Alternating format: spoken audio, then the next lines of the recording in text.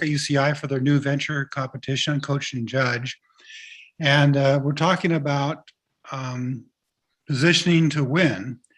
And we have an exercise coming up in a few minutes that's going to help work through how to find a segment name.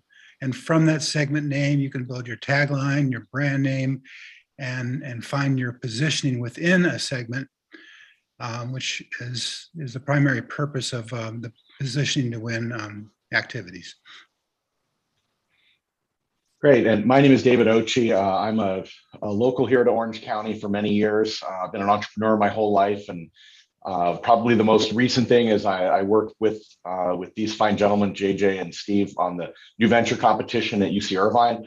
But my full-time day job, if you will, is up at Cal State Dominguez Hills in Carson, where I run an innovation incubator there, and have been rebooting that over the course of the last year or so.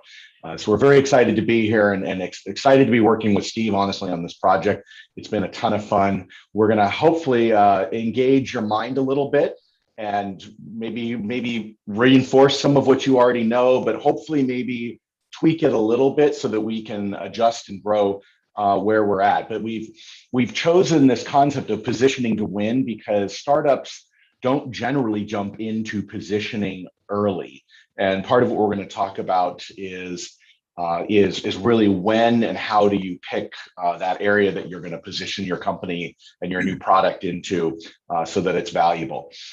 So one of the things is as a little housekeeping item, there is a question and answer box. If you notice down on your screen there in Zoom, there's the ability for you to raise your hand. JJ has graciously agreed to keep an eye on that, and he's going to shut us up and interrupt us if there's a hand that we're not seeing. But you can also type your question into the Q&A window. That's actually a really great mechanism because I'll try to keep my eye on that along with Steve as we go through this. But I would much rather you interrupt us along the way. And so we get to hear some things. If you want to be promoted to being a panelist so you can ask your question live, feel free to send that request over to JJ, and we can certainly do that. We'd much rather this be more interactive than not in the end, right? This is ultimately for you, but hopefully it'll spur some conversations. So if there's no questions moving forward, let's go ahead and talk about how to position to win, right? So one thing that frequently comes up, and you may have heard of this before, is just there's this concept as we think about products that if you have the best product, you're going to win. Right, and that to an extent makes sense. Obviously terrible products are still on the market, but somehow we hope that we get weeded out and somebody finally figures out it's a terrible idea and they move on. But does the best product always win? And you can imagine if the answer was yes, then there's not much of a question to put as an intriguing slide at the beginning of a presentation, is there? But we all know of products that we think are inferior to the market, in the market, and yet they have somehow positioned or gotten themselves to a point where they win. But I think it's simple. The simpler way to look at it is just what defines a best product, right? What makes it so that this particular product is better or not? Well, that's starting to get a little more complicated then, because best product for what becomes the question, right? And then of course there's another question, which would be, what does it mean to win? Why is okay, so you're the best product for whatever that definition is. What does it mean to win? If you have 5% market share, if you sell 10 units a month, if you sell 1 million units, if you have a 80% market share, is that winning? So it's actually a more complicated question. And of course, there's famous examples like VHS and Betamax, if you want to go back in a few years, right, where arguably Betamax was a superior product by almost all technical measures, but VHS became the standard. So for those of you who are under 30, those were those flat cassette thingies that you stuck into a VHS machine. Well, there was a competitor to that before that. So it's an interesting realm to play in, right? But either way, it's about positioning, and that's how we're going to talk about it. Now, for those of you who are founders, which I would imagine is most of you, or at least you're associated with founders, the business model canvas is a dominant model used in the entrepreneurial space. And I'm not going to go through the whole thing because it's not about rehashing what many of you already know, but it's really to highlight a couple things. It's a sheet that's designed to let you talk through and work through on a single page the key elements of your business. And what we do is there's 9 boxes in the standard one that's used. There are many variations of it, and this is just one that businessmodelgeneration.com uses. It's a pretty standard one. But you can think of it in a few ways. One, this area over here, in the center and on the right is all about your customer. This in the middle is about what you're doing for the customer. The left is your operations and how you're doing it. And then, of course, the bottom here is how do you make money, right? But the interesting thing is if you're really starting off fresh with a new idea, you don't need to think about 9 boxes. In actuality, you need to think of this one where you've defined who you're going after. You can't say all cell phone users. I mean, that could be who could potentially buy, but that's not a segment. That's the whole pie, right? You instead need to find a segment or segments that you're going to go after. And if you don't define that well, you usually run into trouble, right? And then, of course, you have to be providing some sort of value to them. This is just these 2 boxes. Forget the other 7. These 2 boxes drive a lot of the work in the early phases of startups. Yes, you're going to need partners to work with, and yes, you'll have to have resources and funding, and that's the kind of thing, JJ's a master at getting the resources. You're going to have to be able to do things, and you need to make sure your cost structure, right? That's all once you figured out what you're doing. There's a whole process at the beginning where you're really figuring out your customer and your value and what you're going to produce of value to the market, right? And so when you do this, you find that you can constantly be evolving your business model canvas, right? And this is one I found online that's about LinkedIn, and you can see they've built out different kinds of segments using colors, and they have different value propositions, and that's fine and wonderful. And I'm not going to pick apart this particular thing, but every company, big or small, new or old, can do a business model canvas to try to simplify and understand what the market really means for them. Most companies, though, will figure out what customer, like internet users that they want to go after. That is a terrible segment, by the way, because virtually everyone on the planet is an internet user. That's a terrible segment. But the value proposition, what are they doing for them? They manage a professional identity and build a professional network, right? That's the value of LinkedIn to internet users. Again, I think it's far too broad of a topic for that. But the idea being, a lot of time is spent, who's my customer and what am I doing for them? And that's great. And what it does is it helps refine something we call product market fit, where you're making sure that whatever you're doing, your product is fitting what the market wants, right? And that's wonderful. And there's lots of great exercises to help do that. What I want to do is think a little broader about this and say, okay, that's wonderful to do. It's important that your product and your market have some sort of match, right? The last thing you want to do is try to sell a product that nobody cares about, right? To a group that no one cares, that group doesn't care about it. So just give me an idea. You can use the chat window is what I would suggest. But what words come to mind when you think of this brand? Good. So I see Andre put in safe. What else? Reliability. Good, Patty. We got one more. Prestige. Very good. I bet Volvo would be very happy to hear that, right? There is a word we associate. Safety for decades was the big one, right? How about this brand? Going electric. Good, Andre. Coca-Cola. What words come to mind?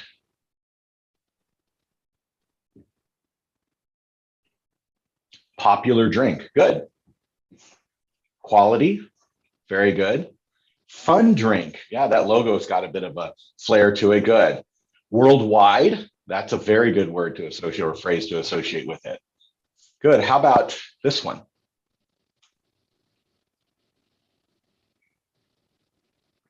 Innovation. Going places. That's a good phrase. Futuristic. That's a good one. Billionaire's plaything. The truth comes out. That's awesome. Right? How about this one? We have a few more.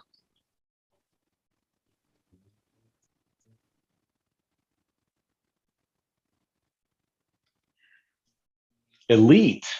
Yes. That they have earned. World number one.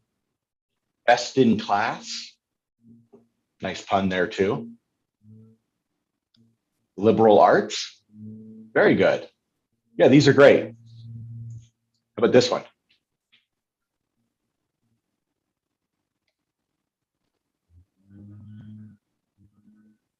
Innovation, very similar to SpaceX. Market leader, certainly in many segments and product lines.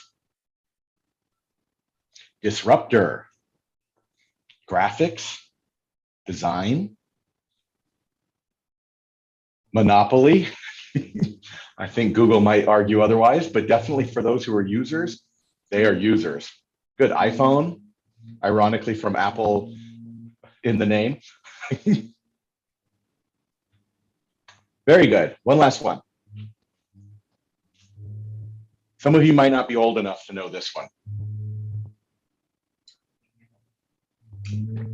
Oldie. Not that old. Stealing. That's interesting.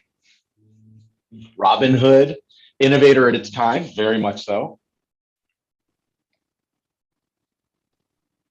Good. Let's see if we got one more. Freedom.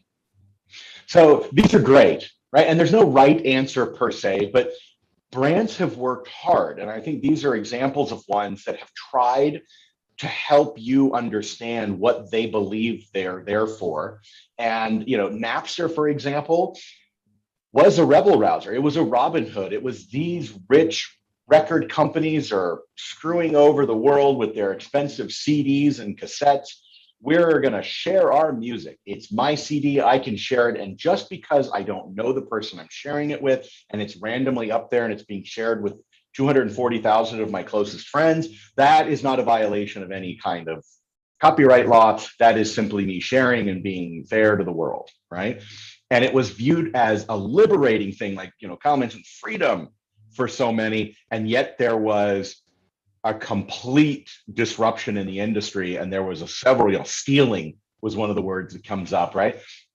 And so companies end up creating brands and images in their minds or in your minds, right, as to what they mean. And so when you see their brand, they have helped establish what you associate with that brand, right? And there are lovers and haters in each one of these brands. They are big enough that you will always, of course, then have people who love and hate things, right? But now let's invert it, right? So let's try flipping that upside down.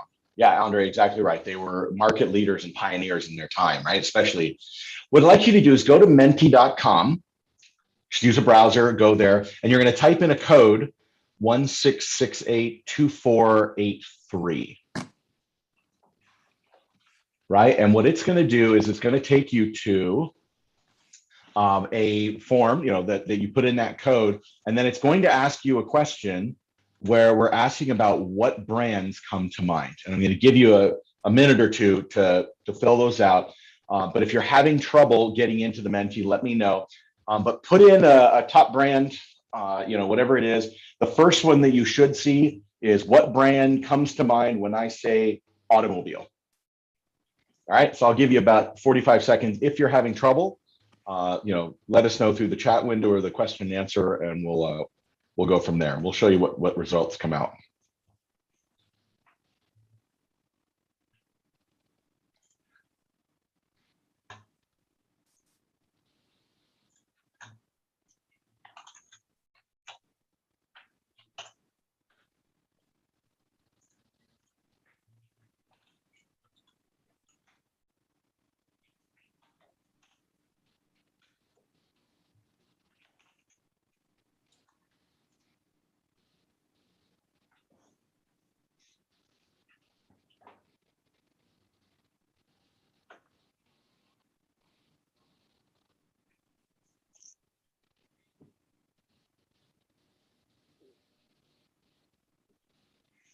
Good. So remember, what brands?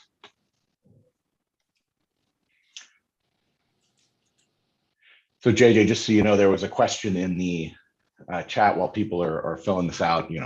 Will this be available for replay? I'm sorry, I didn't hear you. On the chat, there's a question, or the question and answer, I should say. Will this be available for replay? Oh yeah, it's on YouTube and it will be available for replay. And then David and Steve will send us the also the slide deck, and we'll make that available as well. Excellent. Thanks, JJ. Yeah, thanks. All right, so hopefully you got a chance to do that. Let me go ahead and share with you the word cloud that we had. Sorry about that. And here's what we got: Ford, BMW, GM, Audi, Honda. You know, these are all. BMW seems to be a popular one. Again, the bigger the word, the more commonly it's typed in. These are great. You know, Toyota, Honda are great brands, right? So these are brands we think of the automotive world. These are ones that come to mind, right? So what I'd like to do is ask you the next question, which, if I can get to the right screen here, what I'd like you to do is answer the next one. If I go to, keep clicking on the wrong window. Now it should, on that same screen for you, have switched to the question, what brands come to mind when I say electric automobile? Go ahead and take a second to do that.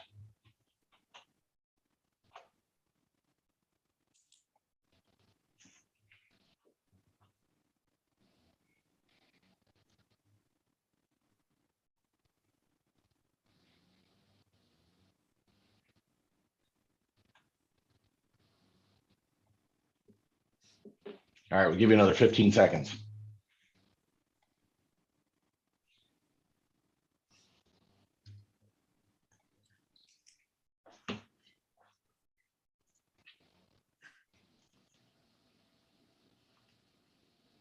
Are you ready for the results? Here you go. So who's the dominant name? Tesla, right? Clearly, I mean, it's the biggest font. I could go back in the system and find out what it was, but Tesla is probably in everyone's answer, right?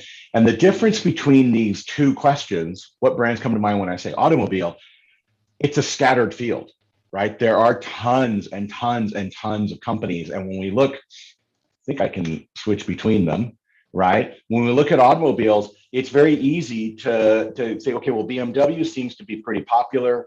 Ford, GM, Toyota, you know, Tesla, Audi. These are the market share that's very fragmented. There's only you know, a reasonable number of major manufacturers, because cars are difficult to build, right? You can't just go and start a car company out of your garage and start selling next week. There are certainly industries you can do that, right? But automobiles is not one of them. But when we look at electric automobiles, Tesla dominates.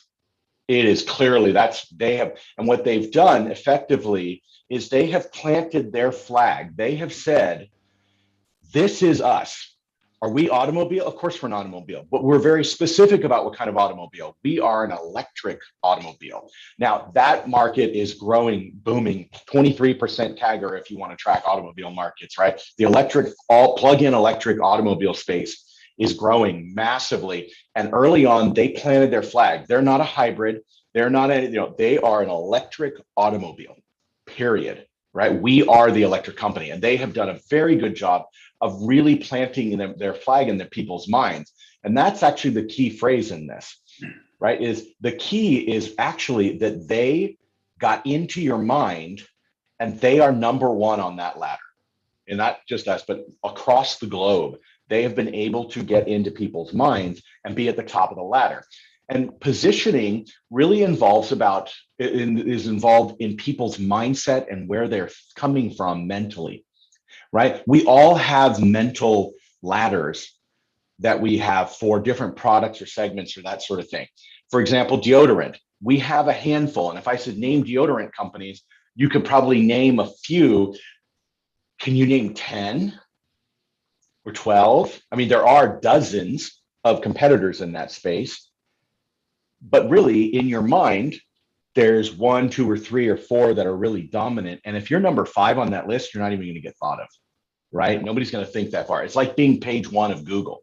Unless you're on page 1, you're not going to get looked at, right? 98% of searches, or whatever the number is, never go to page 2. It's some exorbitant number. I don't know the exact stat more recently, right?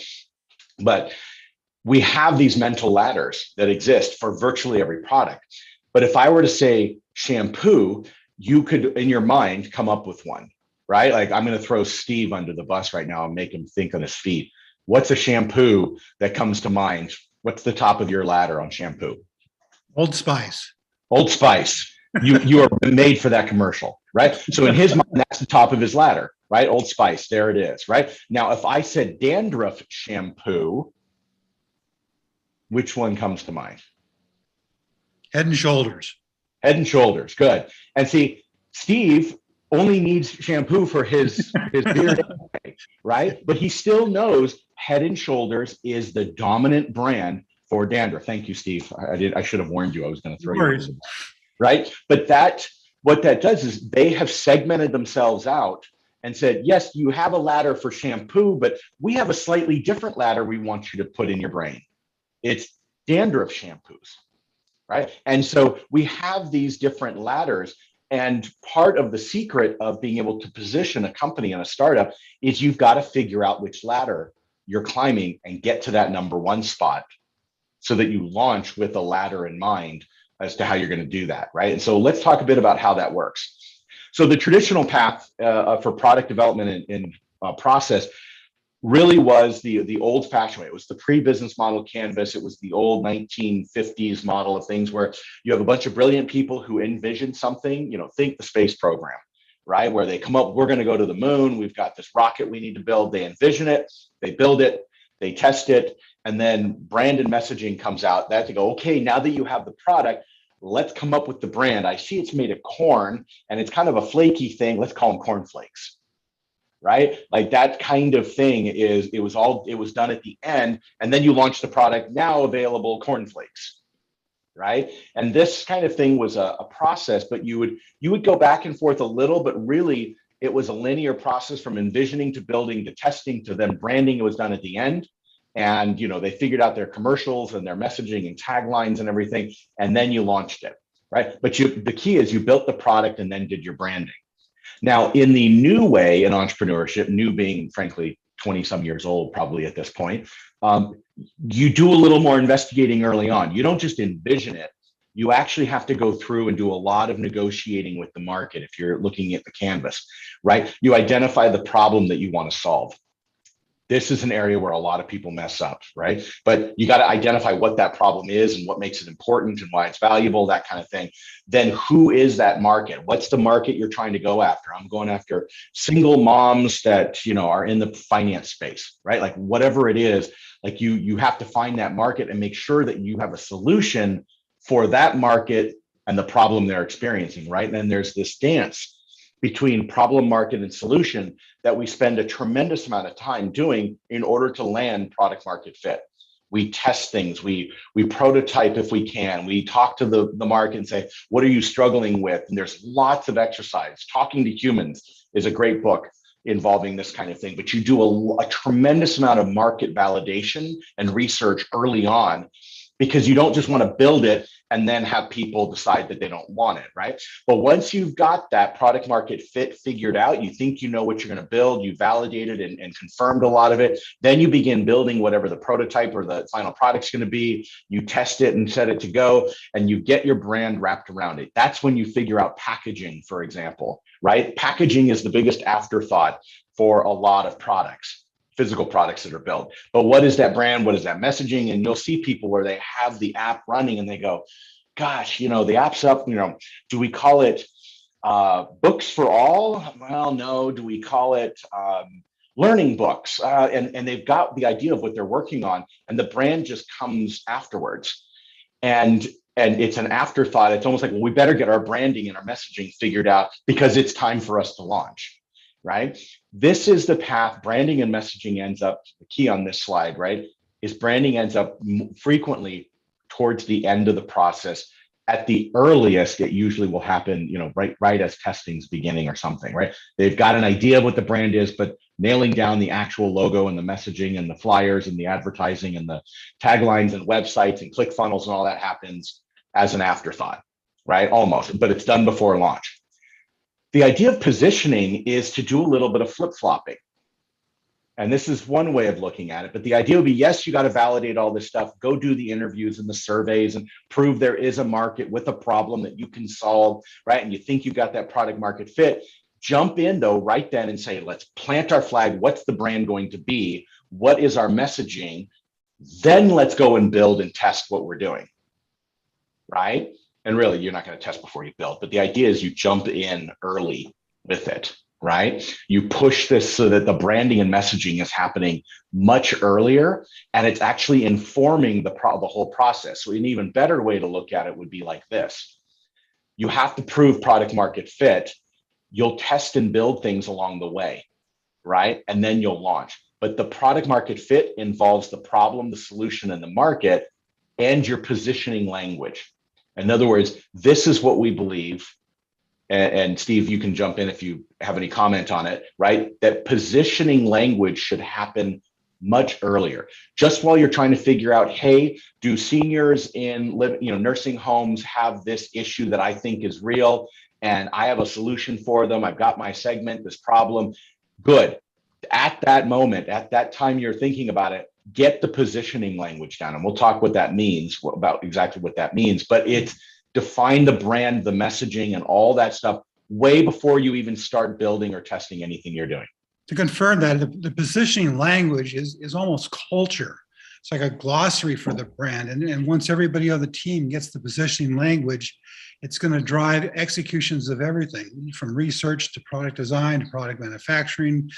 All those things are going to be based on the singleness, the single thought of the position that you've claimed within the segment with multiple competitors in the segment. Somehow you're different and positioned right, or the right fit, as you said, David, for your brand.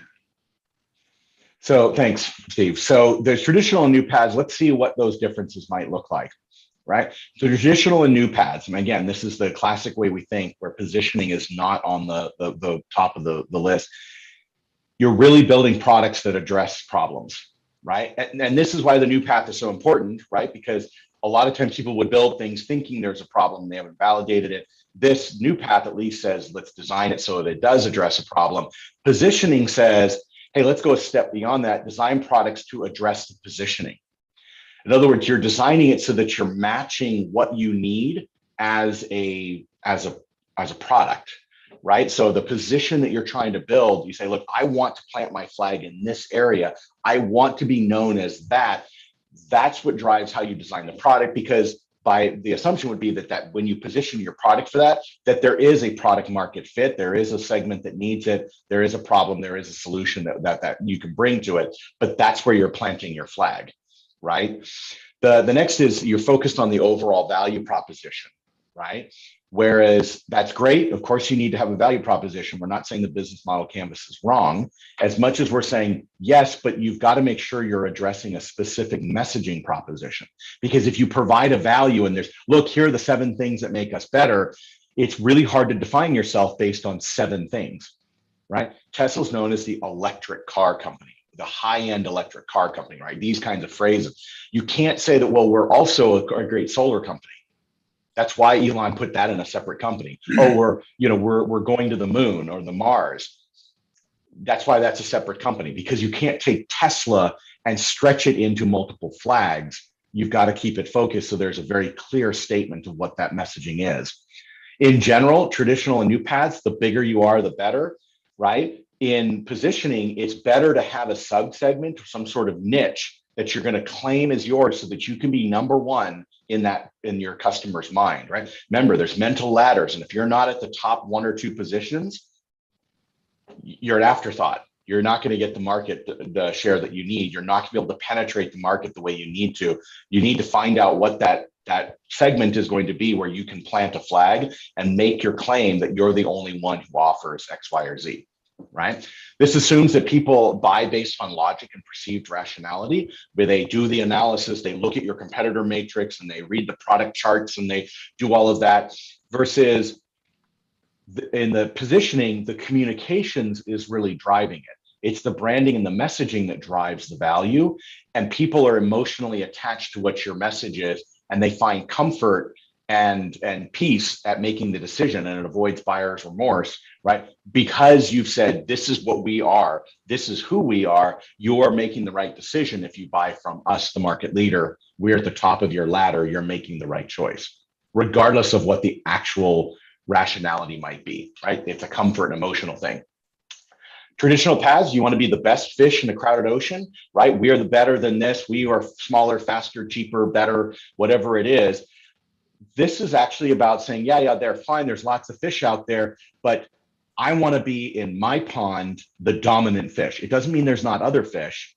It just means that I'm the dominant. I mean, Tesla has electric car competitors, but they are the dominant fish, right? Is the electric car market massive? Electric cars represent 3% of cars in America, but they are a dominant brand in that segment, right? There's no question. In traditional paths, there are better, it's about being a better fish in the ocean, right? This positioning is about creating a pathway so that you can plant your flag and that you can build momentum and say, we are the best of this, and you can grow based on that one little segment. You can always add more flags or move the flag into a new place as things are growing. But what you do is you look at it as sequentially growing rather than saying, okay, look, there's better fish that are out there, right? So some of the things that happen frequently, and we're going to get to an exercise pretty soon here, there are errors that are frequently made when trying to position a product. And remember, positioning is all about mind share and messaging and branding, right? It's about the communication side of the new product. Under positioning, right? This is where you have positioned, you got maybe a great product or something, and you literally you don't get the recognition or the market acceptance or knowledge and awareness as being on that ladder because you just didn't try, or you don't have the budget to do it, or you didn't put yourself into a unique position. I think of Asus as a great example of that. They make wonderful computers. And yet if you ask people for brands of computers, Asus is, 8th on their list or something, right? They think of other brands that have spent a lot of money on marketing. Asus doesn't do that. And they end up under positioning. So they end up with low recognition as a result. They haven't found a place to plant that flag that really defines them. And they're not putting much effort, frankly, into it. Their marketing dollars just haven't been put in. There's over positioning, right? Where something is perceived as being out of the target segment. And this is one that you may not be too familiar with, but there's a brand called True by Hilton, and they have tried to position themselves as being higher end, like, woo, look how great we are. And yet what they run into is people think they're really expensive, but they're not, right? They're not designed to be expensive. So then people don't even consider it as a brand to go to because it's higher than what they're expecting it to be. Right? There's actually a much lower price point that they come in at. So they've over positioned themselves with their branding. Confused positioning, this happens a lot, and not to use too many hotels in this, but Holiday Inn Express has really become a challenge, right? There's an expectation of what a Holiday Inn is, but then they created this thing called Holiday Inn Express. It's somehow different, but we don't really know what's different. But it's different, but it's not. And all it's done is muddy the waters because it's similar enough to a Holiday Inn that you recognize that you have the brand value that Holiday Inn brings. But Holiday Inn Express, what's the difference? Right? And so it becomes a confusion, and all the things about the speed and the quality and the way it's less than a full service, right? It's designed for to be something that's in and out quickly, so it's reduced. It's reduced service effectively. It's targeting a different segment. Nobody has a clue. If you look at all the segmenting information and positioning, nobody has a clue the difference between them. And of course, IHG, the company that owns it, they've got a bunch of brands and it creates a whole bunch of confusion amongst them, right? And lots of companies run into this. One that has created confused positioning was up earlier, Volvo. The first thing that was put on our sheet was safe. That is what Volvo was defined by. That was their position, was we are the safe car for decades, right? Growing up, that was the car that you bought. Mom and dad would buy that car to protect their kid because it was the safest car out there, right? That's wonderful. Volvo has said, yeah, but we're not just safe. That's not going to get us enough market. We need to be cool. We need sporty cars. We need new adjectives to go with us, innovative. What it's done is it's diluted the brand of safety. And now they've run into some confused positioning as a result. I love Volvos, don't get me wrong, but it has created a confusion, right? And then there's, of course, doubtful positioning, credibility issues.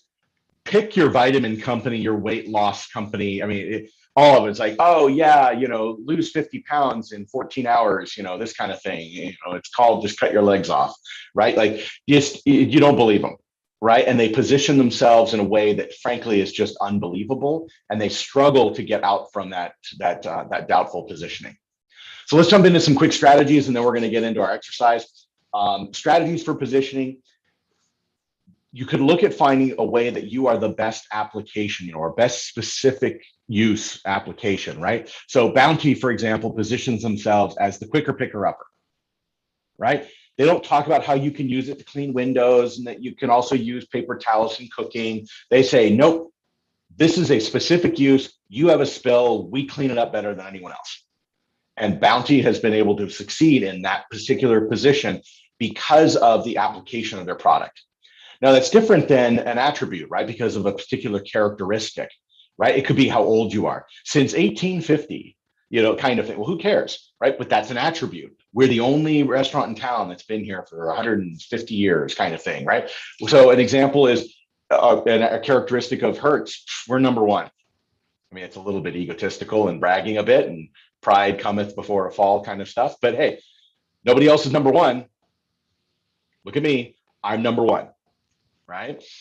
Then there's a benefit. You are the best at a certain benefit, right? So an example of that is Amco transmissions.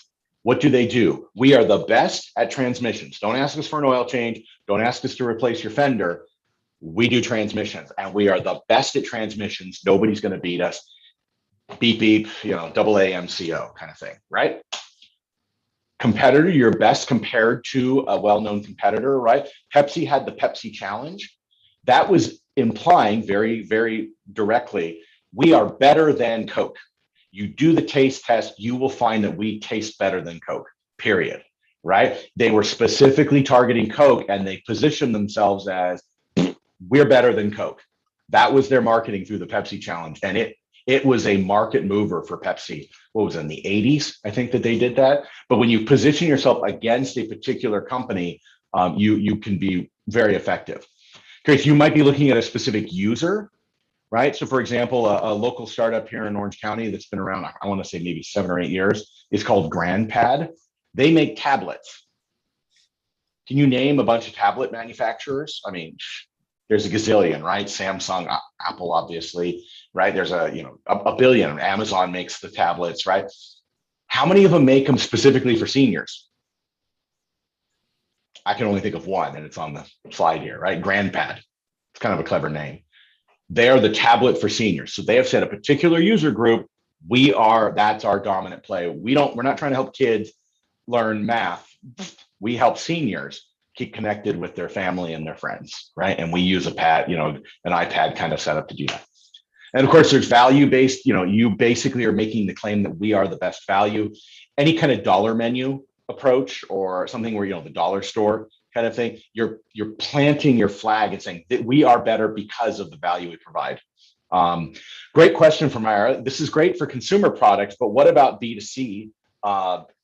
B2C being, I'm sure that sounds consumer product to me. We're developing a drug and it'll likely be sold to big pharma before it comes to market. Great point, Cyrus. So yeah, B2B, right? It works the same for B2B. Now, healthcare is a regulated space. It's highly protected through, in pharma type of stuff. It's definitely different, but it works the same. When you think of, I'll make up an example, right? Doctors are prescribing in the medical markets. It's warped because of regulation and the payer systems, right? But when you think of erectile dysfunction drugs, there are a handful of companies that take the mental ladder. Now that's a consumer product, right? But it's the same thing when a doctor says, we're going to need a heart stent, right?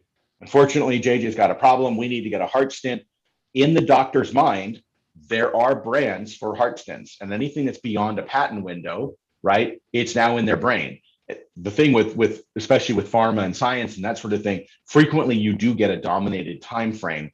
The key is usually you're replacing a product or service that already exists, right? In other words, there's something that's already out there. They currently use this. You have to position yourself as being better than that for a particular set of reasons.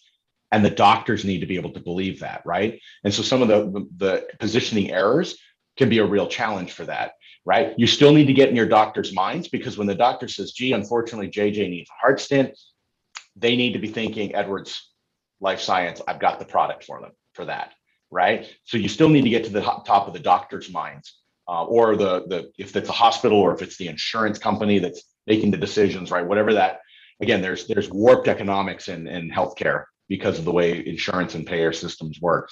But you still need brand recognition and positioning in people's minds.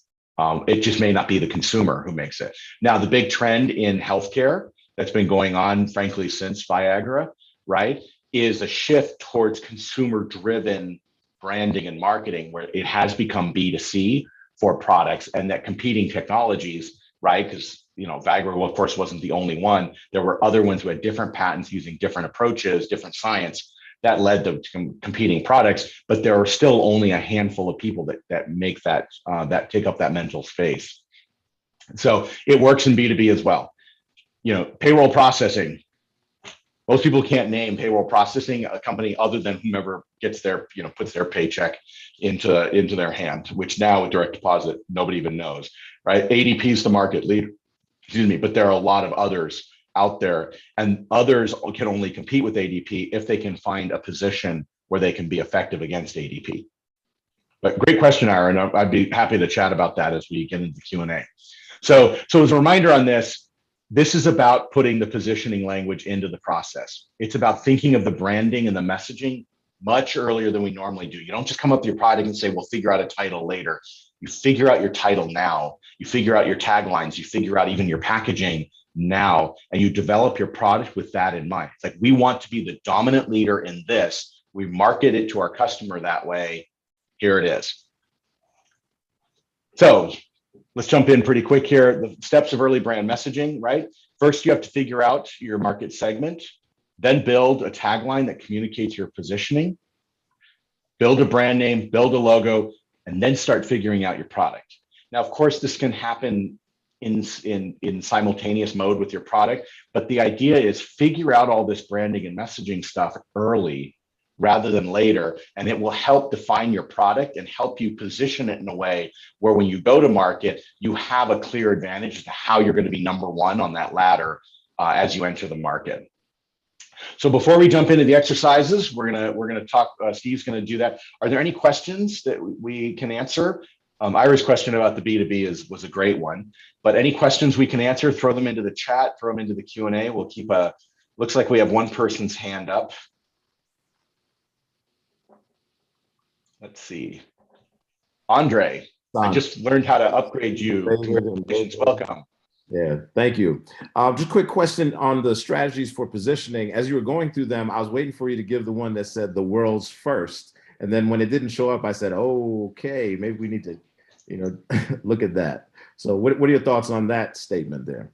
Mm-hmm. Steve, what are your thoughts on that? I know we've talked several times about being first to market. Yeah, well, there are situations where that can be an excellent claim. Also, you can be the world's first in an adjacent segment. So my first thought was cold medicines. They were all daytime, but an adjacent segment was nighttime cold medicine. So they could claim to be the first nighttime cold medicine. That's not really specific to what you're addressing. But I can't think of a. Well, that was great. That makes the point. Thank you. Yep. Yeah. And I would say that's an attribute. We're number one. We're the first. We've been around since 1850, right? This is an attribute. You're best because of a characteristic, and the characteristic you're talking about is we were the first to market. I agree. Perfect. Thanks. Very good. Good. Other questions?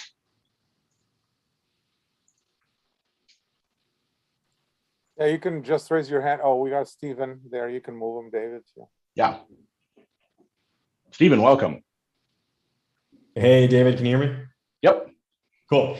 Question for you. A lot of, I'm kind of obsessed with Salesforce and Mark Benioff's story about having a villain.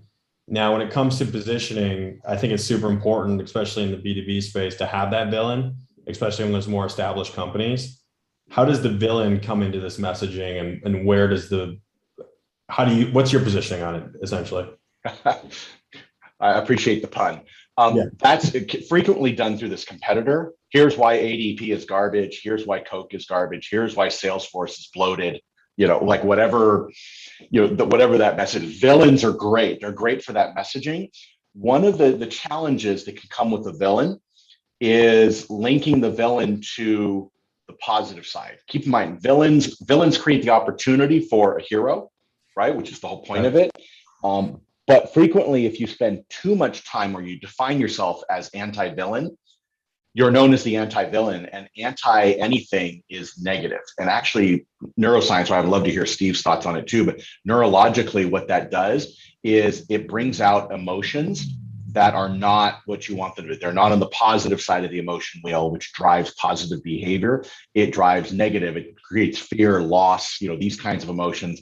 And then you get associated with negative emotions. Right? It's kind of like it's like negative advertising in politics. There is clearly in politics a villain on the other side, right? And each one's pointing their finger at the other, saying they're idiots and dumb, the worst thing to ever walk the planet, right? It doesn't help you become better. It just demeans the other person and brings the other person down, which in a binary game, which most politics is, okay, you might get benefit, but what they run the risk of doing is actually just losing voters. Right, where they've knocked that person out, but they haven't gained a vote. They've only forced a vote to be lost on the other side. So it works. It's definitely good, and it certainly can be valuable. But negative emotions can be a real bad side effect of creating villains. I agree with that, and I think the idea of planting your flag in a very specific claim within a segment is the positive way. The other side of that. And it means that what you need to do at that point is just defend your position. All comers, whether negative, whatever they want to be, you keep defending that position, and you're there first. You're in that mine, and you're there first, and it's going to take a lot of effort to displace you with an alternative brand. Thank you. Very good. Great questions. You want to do anyone else have a question before we move on to the exercise? I'll go back to Sanford. We got Sandy, yeah. Let's see. There we go. All right, Sandy, you're up. Can you hear me okay? Okay. Right. Yeah, the approach I've taken is I had a product and I chose the market, one of the markets for it. And then I realized that it was a technology product and it was vulnerable because other people could develop similar technologies. So then I said, okay, I'm going to focus on the market. So I found out what the needs were of the market. And now I'm offering a number of non-technical services to that market. So I'm now focusing on the market. And so actually I've changed my approach.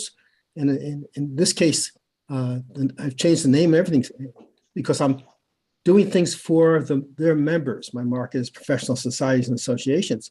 But just besides providing a technology, I'm actually providing a whole host of services to them. So now I'm not afraid of another technology competitor because they're not going to be offering these other things. They haven't done the research.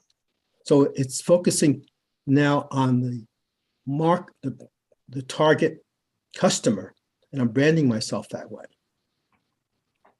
So I've separated out my technology company from my niche market company, basically what I'm saying. Steve, you want to comment on that? Well, I think going through this exercise we're about to do may help you, give you some enlightenment. I guess I would ask you, what's the name of your segment, your very specific segment, and then understand better what it is, what the problem is, and what the solution could be. Sure. But I would suggest that if you play along and go through the exercise with us, come back and tell us what you learned. Cool. That sounds great. Yeah, and I appreciate that. And I think you'll find that valuable. What I appreciate, especially, and since JJ called you Sandy, I'll call you Sandy, right? Is you adjusted your product to match the market and how you want to be positioned in it. Exactly. Right? And that's one of the keys. We think of just making the product and the market fit, but But it's really about then, okay, how are you going to message that? Like you said, you said you can't rely just on the technology being the differentiator. You have to rely on how you're getting to that particular spot and that message that you brand to them. Exactly. And that's going to be the key. So I think that's exactly the point, right? Yeah. So what I've done is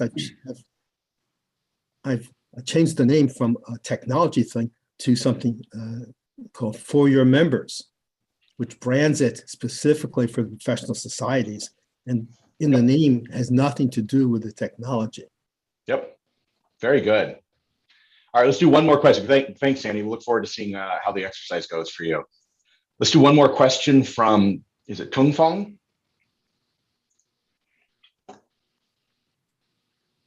All right, you're up. My name's Apple. I'm JJ's Apple, friend. sorry.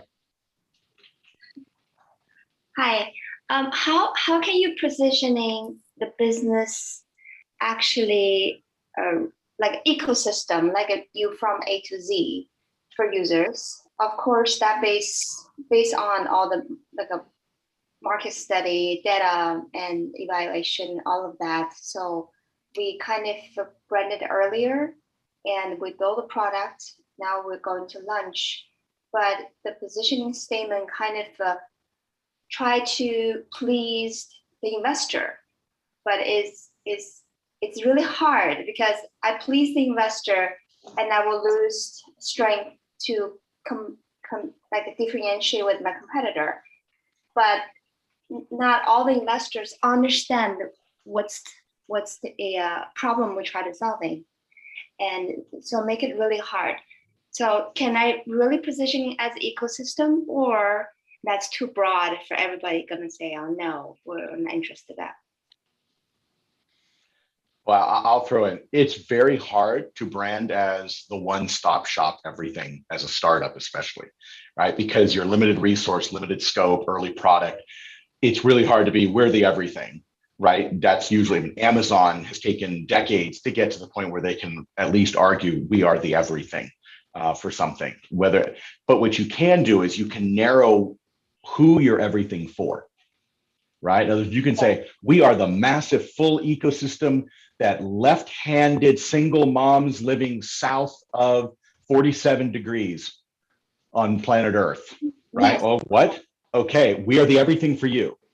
And if you are, then that's one way of doing it, is to take and find a particular segment and say, this is where we are, and this is what we're branding ourselves as being the everything. But being the everything is a very difficult brand to build, right? There's only a handful of companies that really can do that. And it's especially hard to do as a startup. Understood. So that's why we'll pick out the one line, which is entertainment oxygen, where creative connects. Yeah, right. And you might say where creatives connect, and there might be a certain type of creative, right? Or there might be creatives connect to get gigs, or to, you know, to be more, even more specific. It's not just about connecting, it's about doing something with the connection, or, you know, whatever it might be. But that's great, Apple. I appreciate it. And thanks for your patience with me. Steve, why don't we jump into your exercise? That sound good? Yeah, that sounds good. All right, I'm going to slide forward on the slides here for you. There you are. Okay, perfect. Excellent job, David. You did a job of explaining positioning in a concise way and ways that can be remembered, which is very important. We're going to continue the theme, or the concept of positioning is about words. And in this case, keywords. And we're going to be finding out how to find your market segment name. Your market segment name is a foundational part of your branding at the early stages. And by using familiar Google search methods, which means Google's free, everybody knows how to use it. It's a very effective tool, and you know, you can get a lot of information in a short period of time, which will be 5 to 10 minutes in a few minutes. I just want to make go back one for a second. I just want to say something about the segment name and why you want to have a segment name. For one thing, when people ask you what your product does, or what, you know, how you position, or anything of that nature, they're just asking about your product or your company. If you start by telling them, well, we're in this segment, and then say the name of the segment, it's going to immediately in their minds, they're going to be able to go to a place that's adjacent to that, or maybe even exactly that.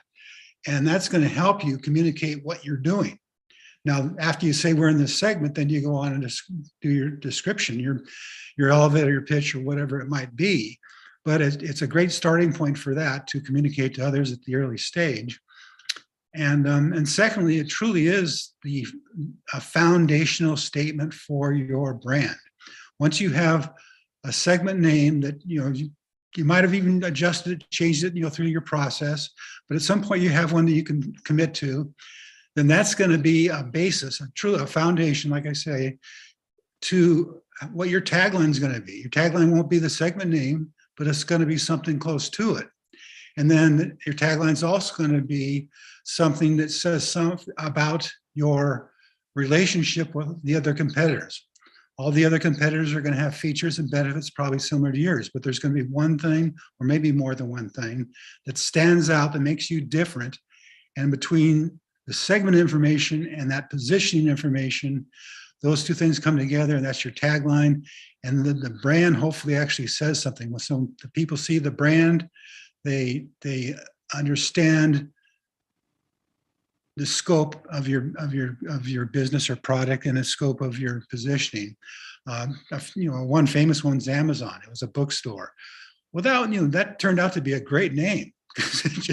You get that big river and all those segments of river, going off and streaming, and that's what Amazon became. So that was probably the idea from the beginning.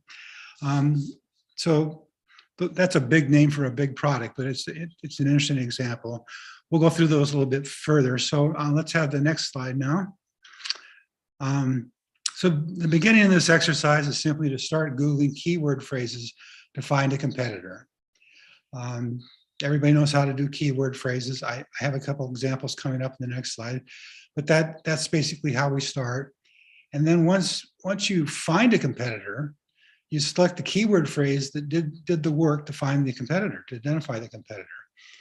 And the keyword phrase, you might change word order and you come up with the same competitor. So it's up to you to think about, a small variation. You change a word, but it kind of has the same meaning, but maybe intuitively at some point, or based on other information, you might want to choose one over another, one word in the phrase over another, simply because it feels right to you.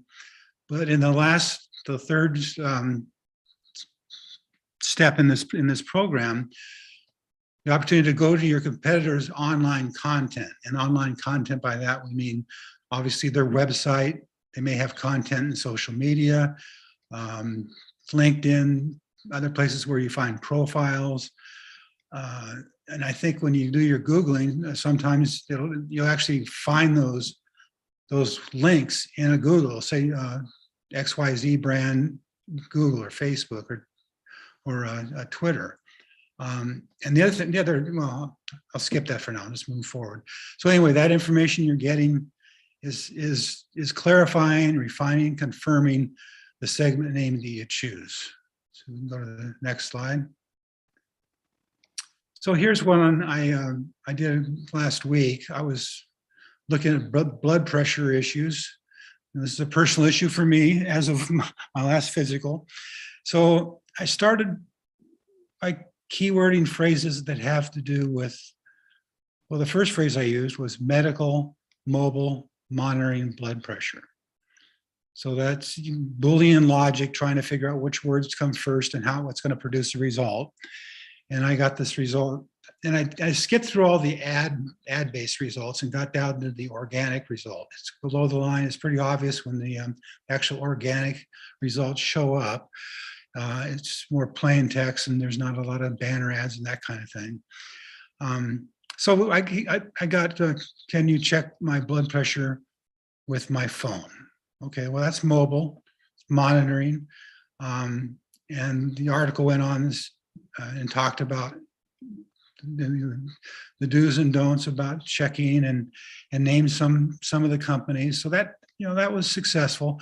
But what happened was when I went through on this particular result, this wasn't the only one. but when I went through the whole page and looked at the different words and different expressions, and I got an idea for my second keyword try, which would be the next slide. Best wearable device to monitor blood pressure. Well, okay, now we're saying wearable device. And I got, this is the main result that came in the organic. I think it was number 1 or number 2 in the organic search section, medical device network. And here we see an actual wear device. It's a watch with a watch band. It doesn't look like there's an inflatable cuff on it, which would be needed to actually take the blood pressure. So they're saying blood pressure on this. I don't recall exactly how they technologically, how they accomplished that. But again, it produced results. It produced a couple of potential competitors. And I was able to find another keyword that perhaps would work better. And that would be the next slide. And this is the third keyword phrase I tried: best smartwatch for monitoring blood pressure. And this turned out to be the one that got me to what I felt was the best product available. It's a $500 product, but it's also by the company, Omron, that makes, it's a brand leader for a blood pressure taking at home. So they've moved to the mobile market here. And what was distinct about them was they had a really successful cuff. You can't quite see it, but in the wristwatch band, yeah, where David's pointing there, wristwatch band, there's a expandable cuff that expands the same as a wrist cuff would be for a blood pressure test, and that in turn delivers a result. That result can go to a mobile form or even back at a desktop and to your doctor. There's lots of options with the app that goes with it. So I felt this was probably the best result. The point being that had I not done the first two, I wouldn't have got to this point. So being persistent until you find what you're looking for is pretty key to success in finding a word that can, a phrase that can start to work for your for this. Yeah, this is Omron has the inflatable cuff within the watch to take the blood pressure, and that made it the top choice. So the next slide. And this, they actually had a video, and that probably the video confirmed that it was the right choice for me. It was an excellent video. It showed exactly how it worked. It was all believable, very professional. So it helped me to refine and confirm that the segment name would be something close to the keyword phrase that I used to define this result. Next slide.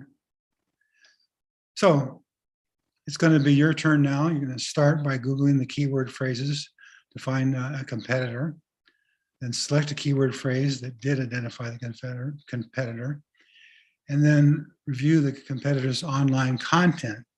Then use this information to refine and confirm your segment name. The segment name, like I say, is we're taking a lot of time to really get comfortable with it, because it's going to be the basis for, like I said, the tagline and the brand naming and basically all your positioning, marketing communications. It's going to be your planting your flag in the mind of your customers, and all these things are designed to be from the point of view of the customers. How is the customer using keyword phrases? What are they seeing? Are they going to see your keyword phrase as you use SEO? Once you start developing some web presence with your online content. I think that's it for now. I don't know if there's is there a next slide, David? Oh yeah, I just want to mention at the end, we're going to have a Q&A period, an interactive session to discuss your findings. But for now, we're just going to go through these steps. And I think, what did we decide, David, about 10 minutes? Yeah, we actually have one that's put it into the Q&A, and given that there's we've only got about 20 minutes, and we thought we might do is maybe we can use the Q&A as a means of people pushing what they've found, and then we can discuss it in a few minutes. In other words, people can go through and say, okay, here's what I think my my segment name could be, and then we can promote them up to tell us about what they're doing and why they think that segment name is the right one. Okay, excellent. So Does that work? we'll be here present during the exercise. You can ask us questions during the exercise, and I guess we'll let you know when we go into the Q&A session. Yeah, I'd say we give you guys about 4 or 5 minutes, but just let's start filling the Q&A window right on Zoom. Fill the Q&A with your segment name, and then we'll try to bring some of them up and go through a couple of them to hear how you came up with that particular segment name and some thoughts around it. Fair enough? Sounds good. All right. If you have questions, of course, along the way here, just raise your hand or put something in the chat, or obviously into the Q&A if you'd like. But otherwise, we'll go silent on you for a few minutes here so that you guys can get that work done.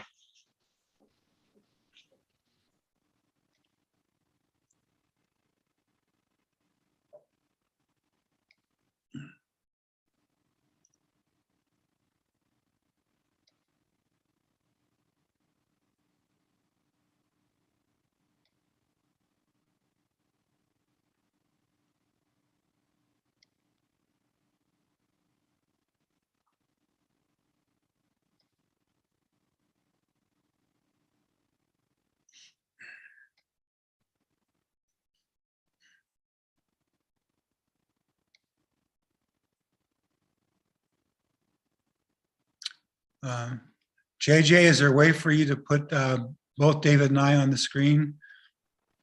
I think that's the view that needs to change. Okay. So you could do it Well, on your side, I think. So if you click on the top right corner, there's view, Right. and then you could decide how you want everything to show up. Oh, I see. You got the right side view. David, do you want to do that part? He's not You're there. on mute today. Sorry, you want me to change the view? So we both show up during the Q&A? Oh, we'll just pull down the slides. Is probably the easiest way. Okay, fine. Yeah, it's probably. The end user can also just change the gallery view. Okay, I don't know that we can push that, but that's all right. I just didn't have an answer. You gave me an answer. Yep. You did an excellent job. I mean, I was really impressed. Thanks.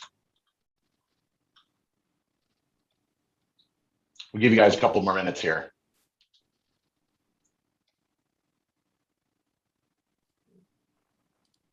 Just to let everyone know, this was produced and dedicated for this competition. So first time doing this. So great job, both of you.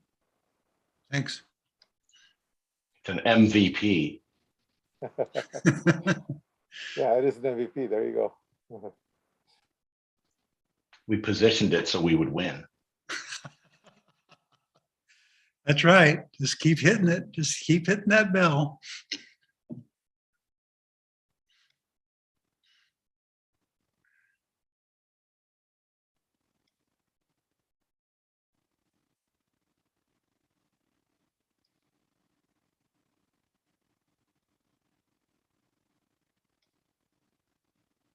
Like to be a fly on a wall and kind of hear any conversations going on.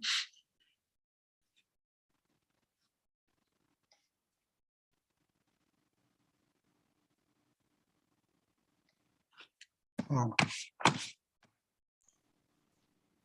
Give you about 2 more minutes.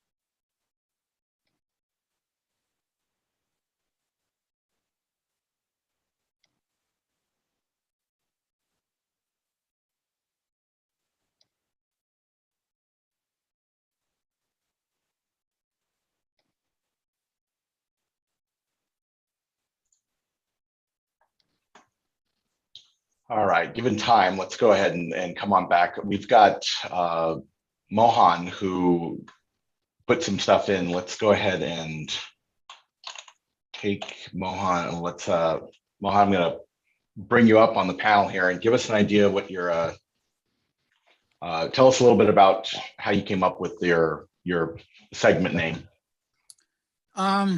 Okay, can you hear me? Yep. Yeah, my app is about healthcare using a phone app that people input their symptoms and it probably tells you what the diagnosis is and whether it's urgent or not. It gives you a phone alert and stuff like that. So I didn't know in the beginning what industry I was in. So I put like healthcare, IT, I put different options. And then one of the Google hits I got was M Health. And I didn't know what M Health and E Health, there were two of them, E Health and M Health. So I clicked on the M Health, then M Health stands for mobile health. It's a perfect fit for my category. So I went back to Google and put M Health companies, and there were several hits. One of them was from Crunchbase. Crunchbase listed all the mobile health companies, their startup date and everything. So it was like a perfect solution for me. And then I went, just out of curiosity, I went to look at eHealth, and eHealth is like electronics health, which is much broader. It includes all the wristwatches and other things, but it was not specific for my industry, which is mobile health.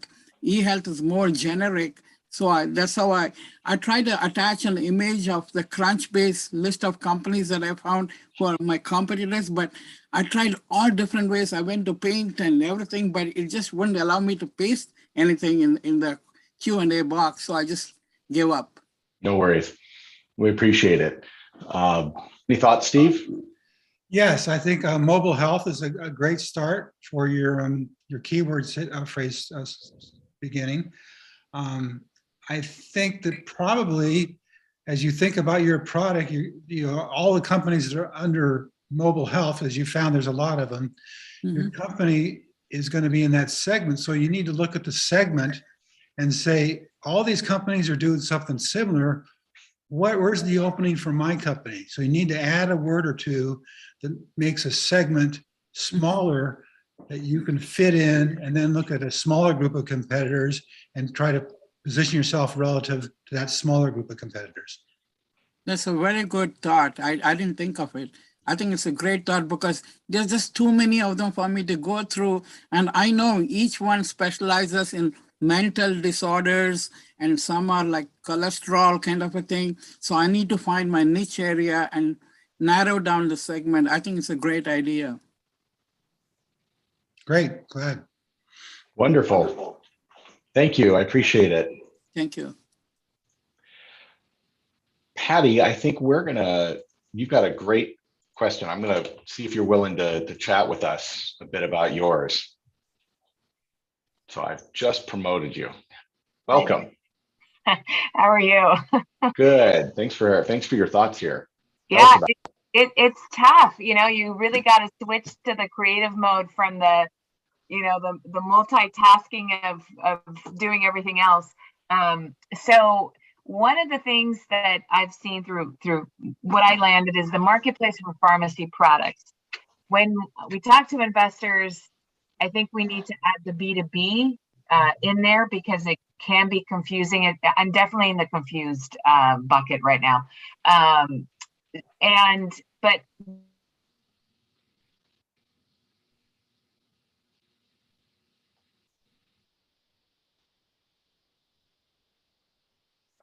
looks like we lost some audio. Yeah, that's too bad. Or confusion led her to complete freeze.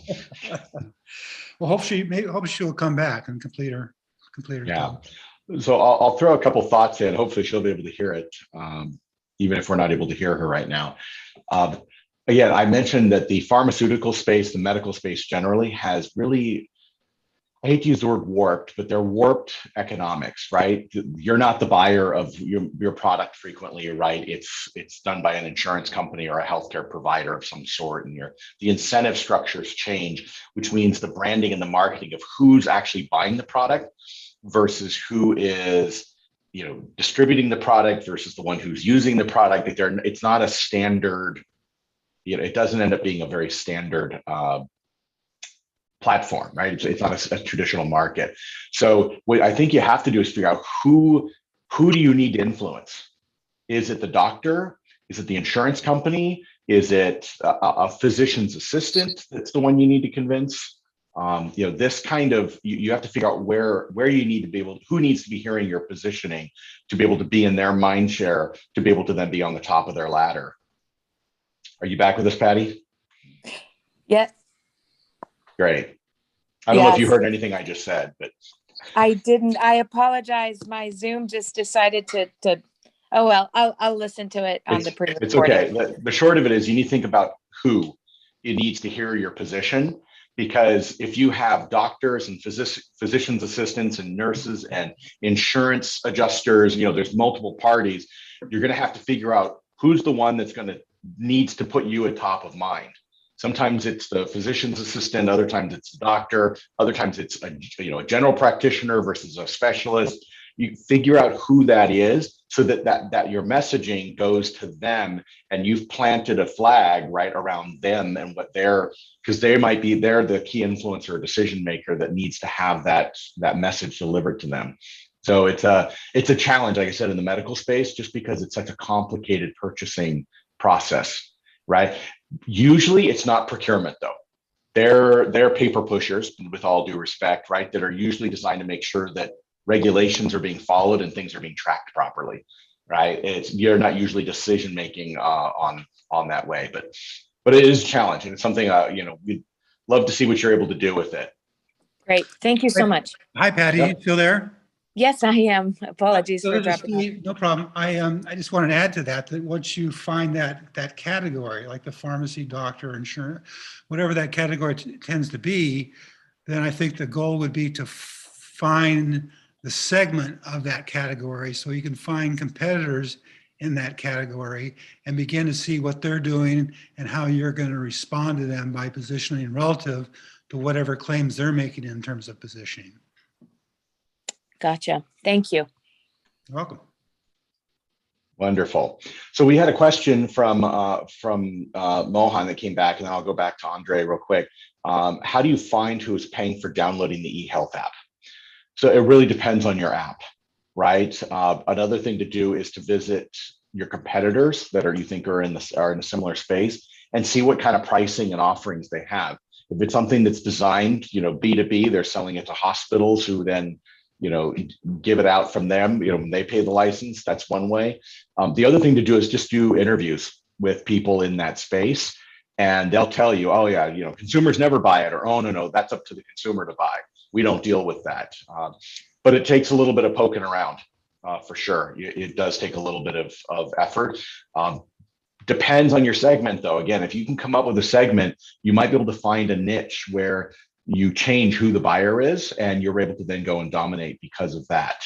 But it's a great question though. It is hard, but it's a matter of figuring out where that segment is so that you can figure out how you want to put the right positioning in. So maybe we can take Andre and bring him up, and then I think we're running short on time, but let's have Andre come in real quick, and then we'll finish off here. All right. Well, I Googled, I went through it, and Medtronic came up when we put in connected medical devices. And, further, we're a bedpans, so they also produce those, but they don't make them smart. So we dug a little deeper, and basically we believe we fall squarely in the med tech industry as we go further, as we broaden it. Of course, some folks would say medical device industry, but within the med tech, there's surely the connected medical device for the IOMT. That's it. Great. No, and you can keep digging. And the key is, you're not saying we're a medical product. Like that you're planting your flag in the ocean, right? It's too big. But as you can get segmented down, and you get, if you're the smart bedpan, that there's, that kind of a branding and that going in that direction can certainly be valuable. So quick question for you. What do you think about the phrase providing care at the speed of data? Good. Sounds like a tagline. Yeah. Right now, the only thing I would say is providing care at the speed of data. You could be talking about automobile care, right? I mean, not that you really care for an auto, but aficionados do, right? Yes. But it's a fairly broad and general thing, which kind of leads us to the closing exercise we were going to do, but I think we're not going to have time. We'll instead just wrap it up.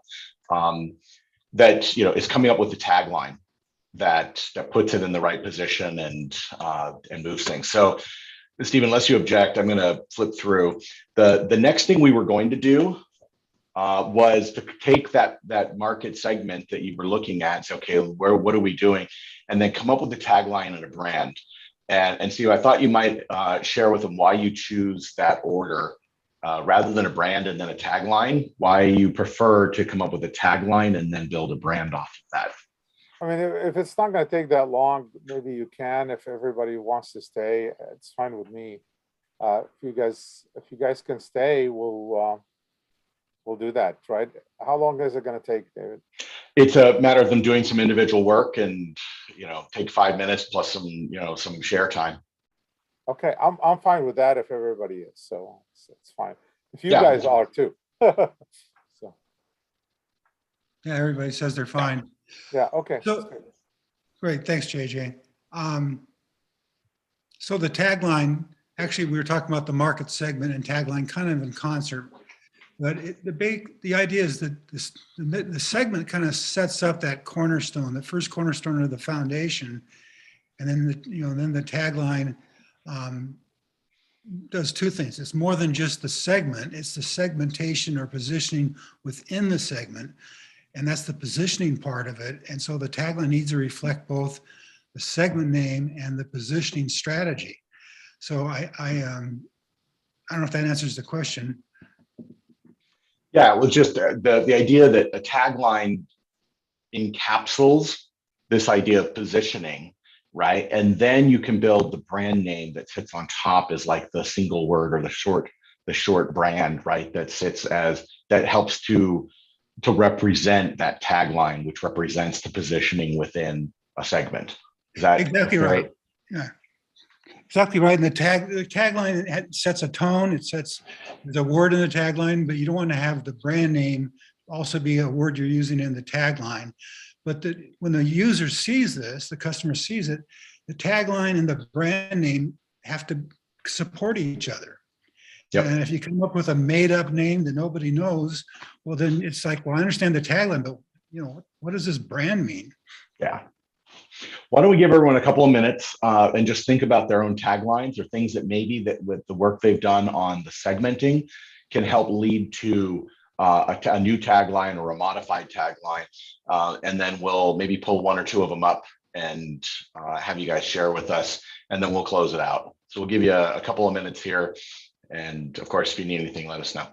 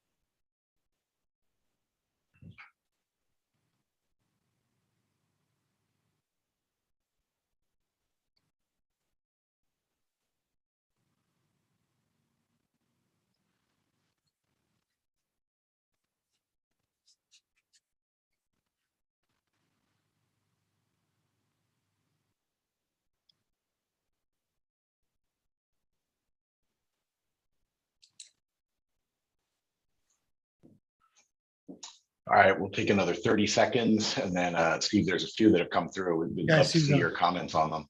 Okay. Should I start now? Let's give them another 20 or 30 seconds. Right.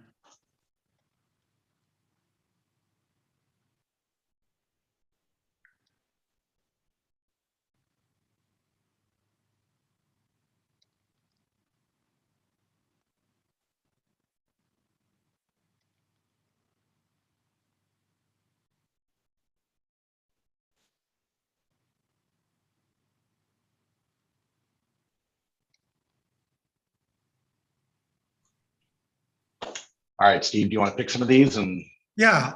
start discussing? Well, Andrews is interesting. I think the world's first is maybe a little bit too much chest pounding.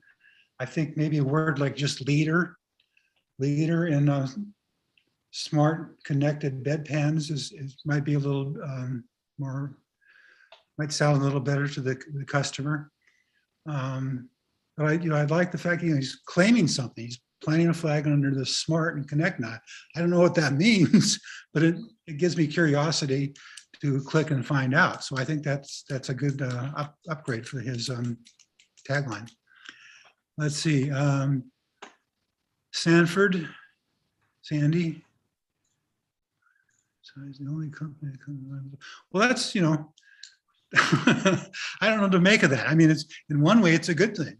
You got a segment and you use a keyword phrase for your segment and you're the only one that comes up, no other companies. Now, I would suspect that there probably some other companies, and if you just be persistent and dig more, you're going to find somebody that's pretty close. It may not be directly competitor, but it's an adjacent competitor, and you can use that to help you determine what your positioning strategy is and how you want to plant your flag in the mind of the eventual customers. Yeah, I'll add to that one of the things that, a lot of times we'll get so focused in what we think we're doing and how nobody else is doing what we're doing kind of mindset as founders. That's normal, right? But the thing is, people are still getting whatever value you're trying to provide. It may not be as good, it may not be complete, but they're still substituting something in, even if it's nothing, right? Is, well, we don't have that. Well, like in your case, I don't really know exactly what you're doing, right? But maybe FAQ software, that's just a generic FAQ software is the current thing that people are doing, right? Well, that gives you an idea as to what's adjacent to you. It's not what you're doing, but it can give you an idea as to what they're doing, and then you can look to position and say, look, this is what we're not doing. We're not doing what they're doing. We're doing our own way, and you can build that positioning well. Good. Which other ones do you want to take a look at, Steve? These are great. What do you think about the EO app? So from my own thoughts, it's, EO app is the bridge between independent filmmakers' content to worldwide audience, right? Here would be my thing. One, it's long, right? It sounds to me like you're building a bridge between the content and the audience. And maybe that's your intent in there, but are you really trying to connect the content with the audience, or the filmmaker looking to have them connected to the audience, right? Obviously they have their content, but you're putting the emphasis on the content side rather than the filmmaker. And filmmaker's content may be the right phrase. I would think great independent films with worldwide audiences would be something that would be a bit broader, or at least focus it, because independent filmmakers' content is good. I mean, in the sense that it's well defined. It just is a mouthful. And again, it may be in that space. That's what everyone says. They call them independent filmmakers' content. Good for them. But it's long, and building a bridge doesn't tell me a lot. It's, what do you mean by a bridge? Financially building a bridge, giving them tools, technical tools to display the video. What's that? What does that mean to build a bridge? I think getting specific around the bridge part. Again, great independent film available to, now, available to worldwide audiences or something. Available means that you're showing, you're making it so the audience has access to it.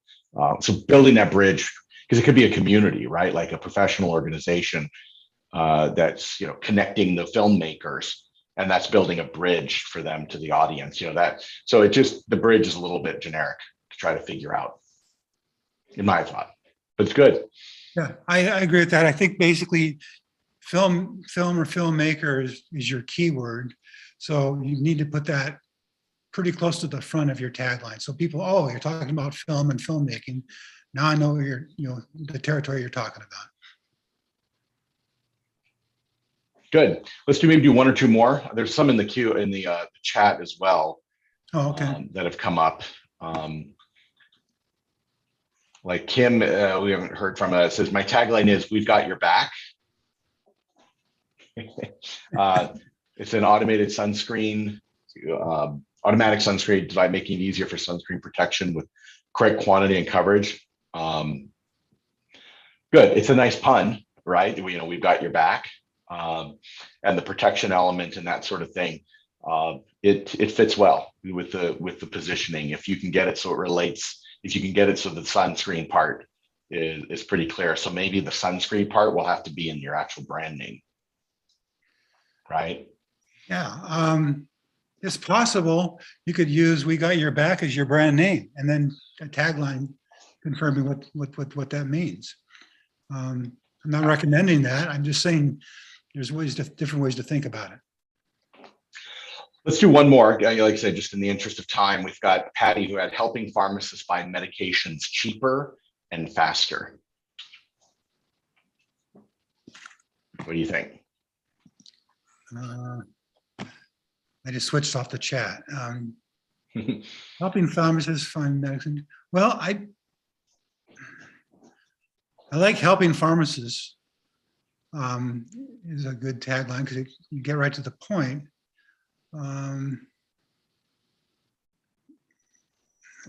But in this case, Patty, are you really helping the pharmacist, or do you want to help the consumer? Right. Well, yeah, you talked about B2B. Is this your B2B tagline? Helping the pharmacist. So they are helping the pharmacist. Yep. So by helping them, are they making more money? Is it going to be faster for them? What is helping in this case?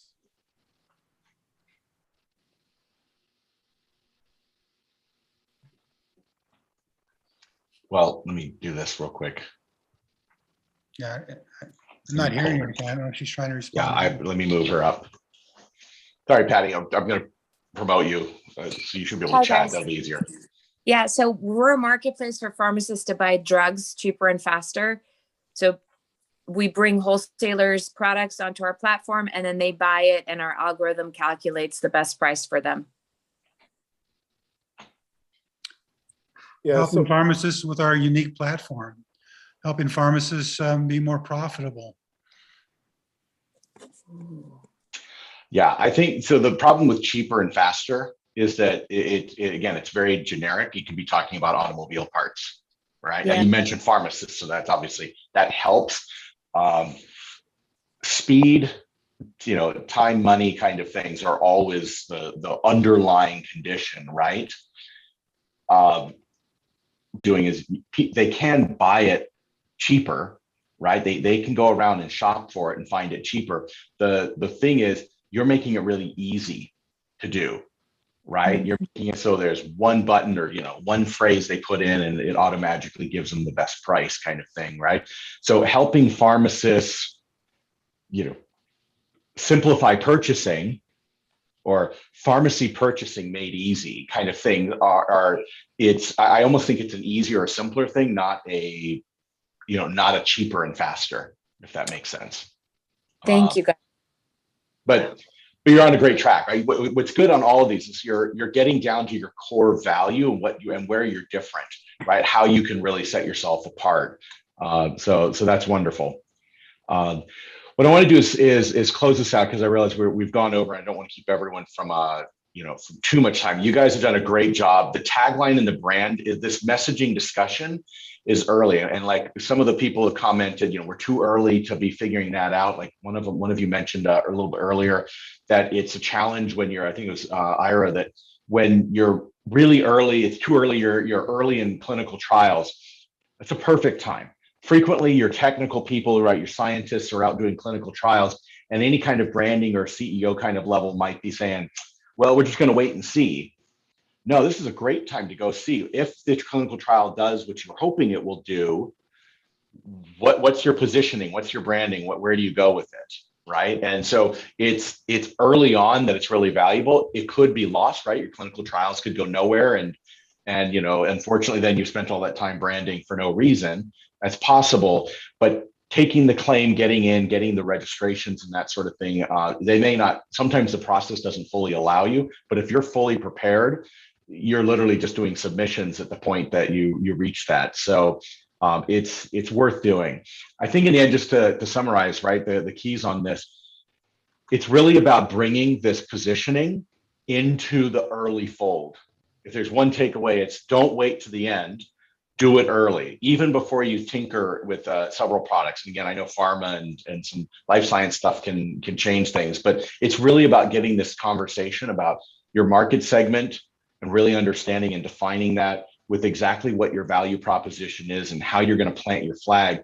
Because in the end, what you really want to do is you don't want to be the market dominant leader in whatever ladder's already there, unless you think you can topple them. Frequently, startups have to find that mental ladder that doesn't exist. Pick the spot where they say, well, you know what? Everyone's got, a blood pressure monitor. We are the wristband blood pressure monitor, right? And it's a tiny little difference, but it's what makes us unique and different. And there's a new ladder in people's minds, right? There's the ability to really pick up new ladders along the way and define yourself as being unusual or unique and different because of that ladder. And then you get that number one spot. First mover advantage is not because you're first. First mover advantage is only valuable if it allows you to take claim of the number one spot in a ladder that's not going away, right? Where the number two will have a hard time getting up over you because you took the claim of that ladder and that spot in people's minds, and it's going to be hard to dislodge you, right? Uber and Lyft are number 1 and 2. Most people can't name a third, right? It's because the two of them jumped up, fought to get to the top. They are the number 1 and 2 for ride hailing. You're not going to beat them, right? Anyone trying to come in now, it's going to be virtually impossible. And it's going to be more or less what it requires is government coming in and regulating them, the competitors to come in. Right. You see that a lot in foreign countries with them. So positioning yourselves on that ladder and making the ladder yours is the point, and figuring out what that looks like before you even finish designing your product or as you're designing your product can be a huge advantage when you actually go to market. So with that, we've eaten up your half your morning here, but it's been great. I'm happy to hang out and chat a little bit. But otherwise, this is my contact information. I'm happy to chat. Steve was, of course, in all of his dubious, wonderful branding and marketing capabilities, just said, Google me, you'll find me because I'm cool like that. So Steve, any final words before we let them get off to their weekend? No, just I thought enjoyed everybody's participation, everybody's openness to the concepts, and I think that they will serve them well. And again, think of it as foundational. And that's why it comes before product development. You develop a product based on a foundation. This will help you get to that foundation. All right. Well, thank you guys very much. I hope everyone enjoyed this. I certainly learn every time I see one of these webinars. So I learned more today. Thank you, David. Thank you, Steve, very much for being so generous. And you turned it into a workshop, which is really cool. So that's really great. Everyone on the line, thank you very much for being here. And we will see you, I guess, next week. There are more webinars and also more competition. David, Steve, much appreciated. Thanks, Thank Jay. you much. Good luck to all of you in the competition. Thanks. Talk to you.